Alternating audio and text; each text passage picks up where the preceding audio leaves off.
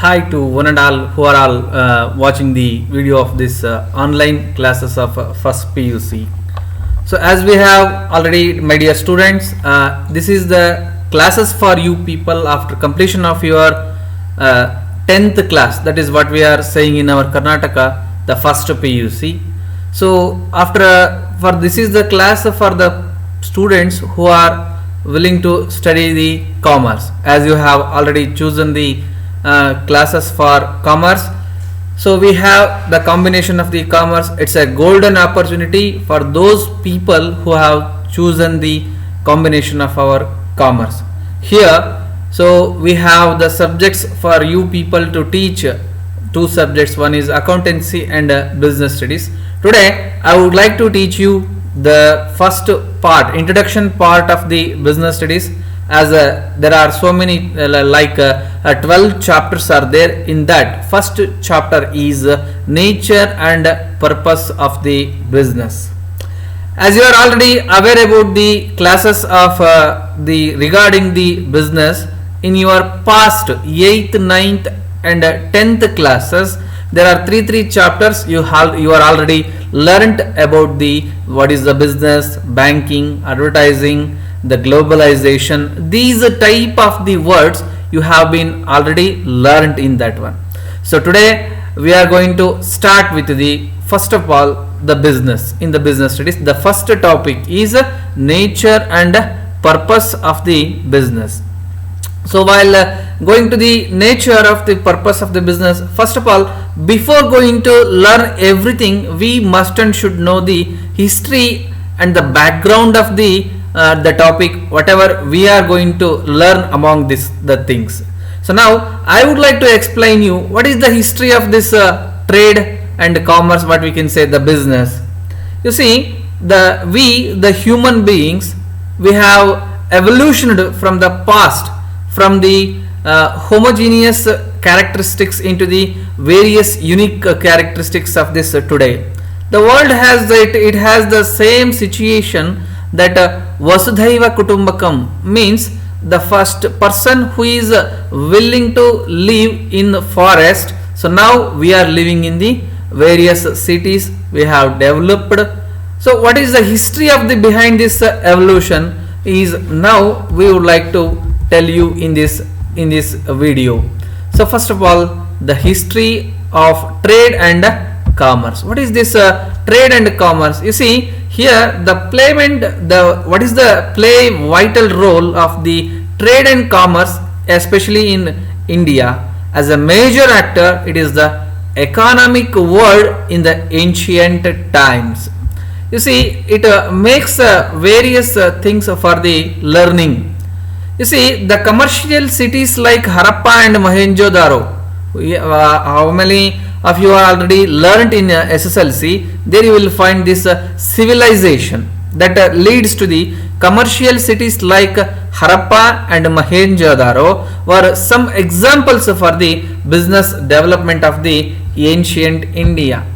So now the civilization. So the civilization in your history or what you have learnt in the SSLC, it gives the major impact on this history of our trade and commerce.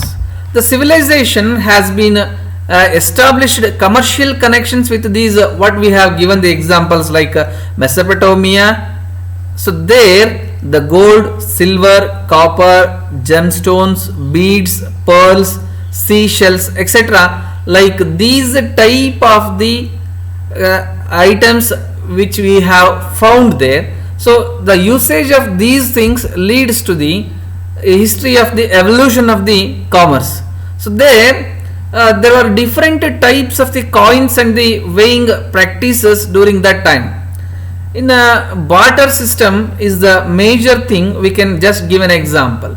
So you see, what do you mean by this barter system? You see, exchange of the goods to the goods instead of that is weighing of the money or usage of the coins, etc. Rupees value, what we can say in our Indian currency, the rupees, it is not usable at that moment. In the ancient period, at that moment, what will they do? They are going to use the exchange the thing towards the thing. whatever the things they are going to use, that is the coins like that.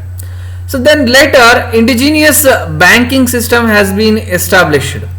In this indigenous banking system, as the economic life progress, the metallic money which is already upgraded from the coin system to the metallic system, so there are some economic activities are started. At that moment they are going to start the use up of the documents such as hundi and chitti, what we can say today, the bills of exchange.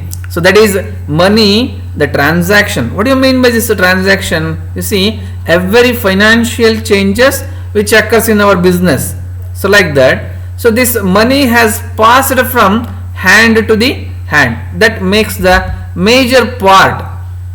So here the hundi, the very instrument of the exchange, it involved a contract which warrant the payment of a money, the promise or order which is unconditional and capable of exchange through the transfer by the valid negotiation. That means negotiation between the people who are willing to accept the invitation and acceptor. So from both the parties it leads to the hundi.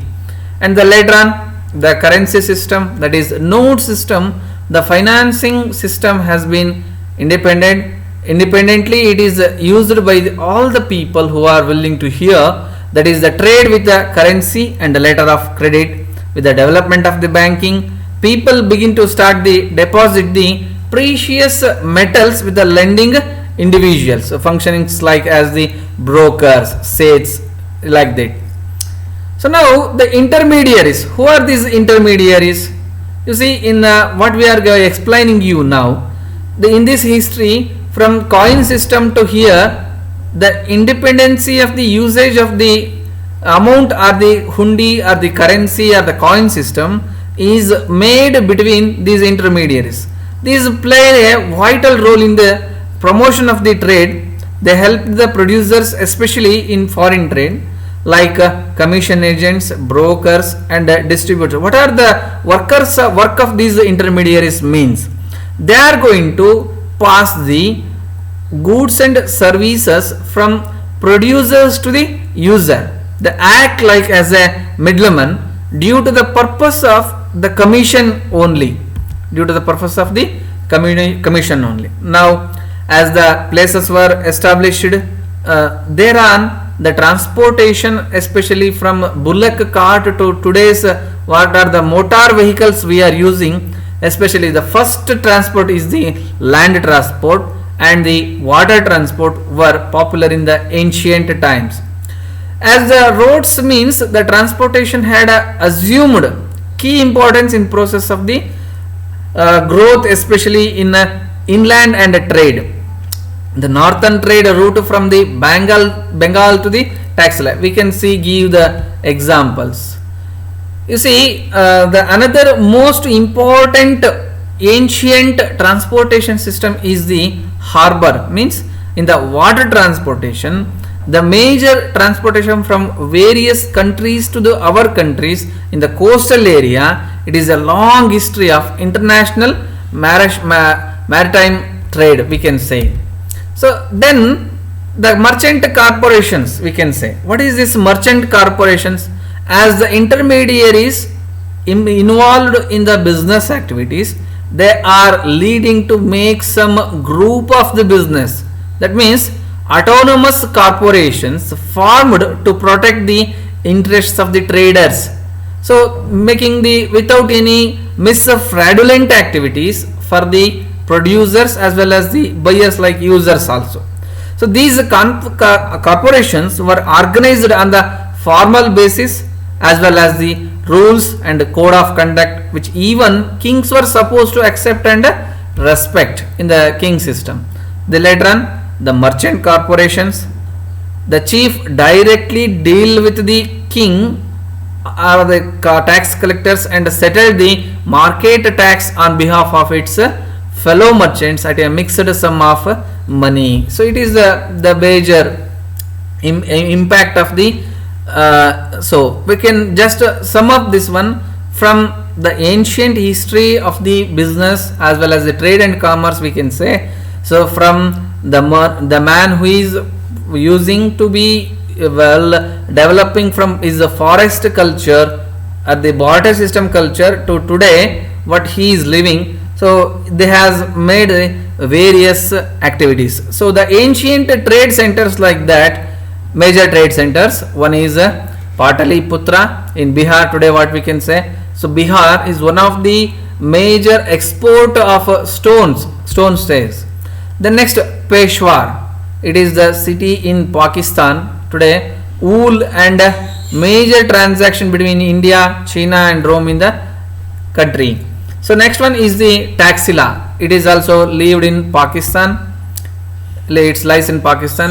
Indraprastha, Mathura, Varanasi, Mithila, Ujjaini, Surat, Kanchi. So like this, these are the major historical part of the business studies. Thank you.